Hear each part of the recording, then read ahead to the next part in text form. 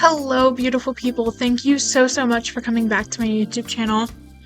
Today I want to be talking about a book that I read a few weeks ago, so bear with me if my memory doesn't serve as well as it should. I definitely should have filmed this sooner, so that's on me. But I want to be talking about Things We Do in the Dark by Jennifer Hillier, who I mentioned in my previous video as one of my favorite authors. That stands true after this book. It was very well crafted. I didn't have to read it as an audiobook. I did read it as an audiobook. I read it when I was driving home and back to college, like through the Libby app, the virtual library app, which I personally love because I spend a lot of money on books. So having that digital library that I can use is very beneficial to me because I will not waste, I guess, but I will spend all of my money on books, is the moral of my little story. So I did read this through the library app and as an audiobook because they only had it available as an audiobook, and I have spent too much money on books in the past few weeks for anyone in my life to allow me to justify this purchase. That being said, I really loved the book. I have said it before and I'll say it again. I adore Jennifer Hillier. I think she is one of the best authors of our current time. I think her books deserve more praise and they deserve more recognition. That's my personal opinion. I will continue to read everything that she has written, both as it comes out, and I will be backtracking and reading her backlog of books as well in the future.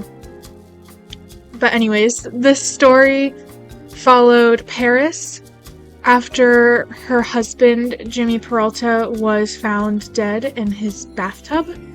The first section of the book focuses on Paris, and the second section focuses on Ruby and her daughter Joey, who, I'm not going to spoil things, also have a very prominent role in the novel as well.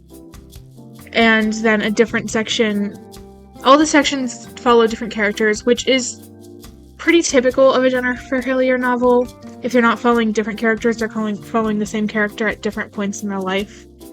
So I've gotten used to reading her stories, and even still when I was reading this, I got a little confused and I was like, oh.